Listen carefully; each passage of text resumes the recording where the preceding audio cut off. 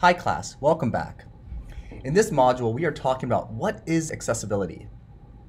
We're going to talk about how to define accessibility from the end user and developer perspective, as well as talk about the laws around accessibility. So let's start with the end user developer perspective. So in my mind, this is accessibility.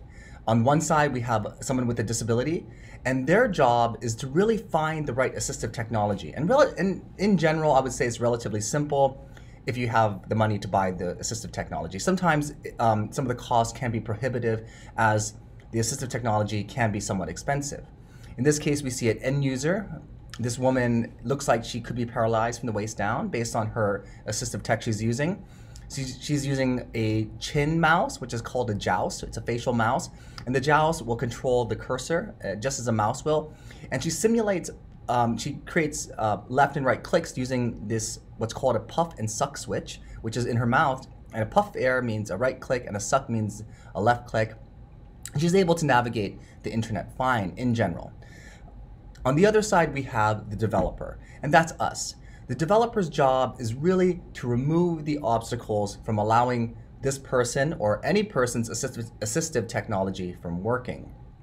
And in most cases, creating an environment, designing a web page or a document to allow assistive technology to work is relatively simple, but sometimes it does require a little bit more thought.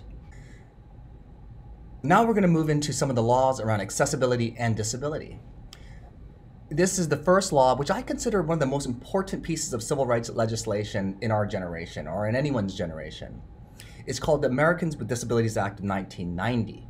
This law is an extension to the Civil Rights Act of 1964, which extended equal rights to people of different races, different religions, different gender identities, and it extended those same protections in the Civil Rights Act to people with disabilities. So you might have noticed around the early 90s, wheelchair ramps being built, elevator lifts being installed. This all had to do with the Disabilities Act of 1990, and this was done with bipartisan support in the US Congress.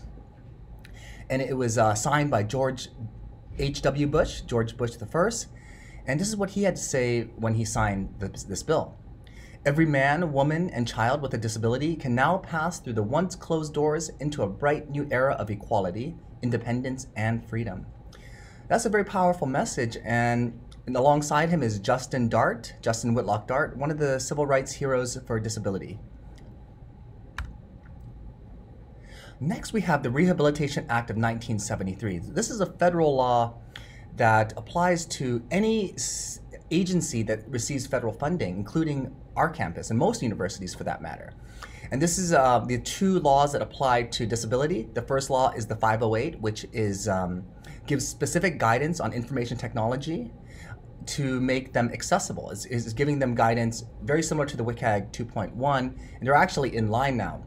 And this standard has been adopted by a number of Western European countries, as well as Australia and New Zealand. And this standard has become the gold standard, and there's different levels of compliance. And our goal is currently a AA level compliance within the 508. The 504 is another law that applies to students, and it pretty much extends the same rights to students with disabilities as a student without a disability. It says that every student with a disability is entitled equal access to education as every other student. And that law applies to UCLA as well. Next, we have the Web Content Accessibility Guidelines, also known as the WCAG for the accessibility nerds out there. And we are currently in version 2.1. And version 2.1, it has been aligned with the 508 standards. So we're really looking at reducing the number of standards in the accessibility community, and we've adopted the WCAG or the 508. I think they're kind of interchangeable right now. The WCAG gives guidance on websites and any electronic information. It is general enough where these standards can be applied to almost any software or any web environment, but they're specific enough to give you the guidance that you need to design your site correctly to make it accessible. And WCAG is broken down into 4 basic principles known as POUR, which is P-O-U-R, and principle number 1 is P, and that's perceivable. It includes alt text, alternative time sessions, making sure your color contrast is correct. The next one is O, which is operable, which means that keyboard only nav must you must be able to navigate your website using keyboard only, and other assistive technologies as well must be navigable. Your website must be navigable using other assistive technologies. Principle number 3 is content and controls must be understandable.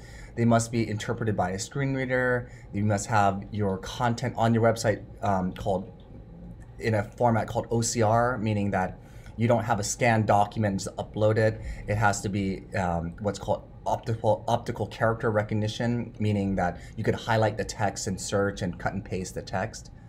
And your website and your document or your technology must operate in predictable ways.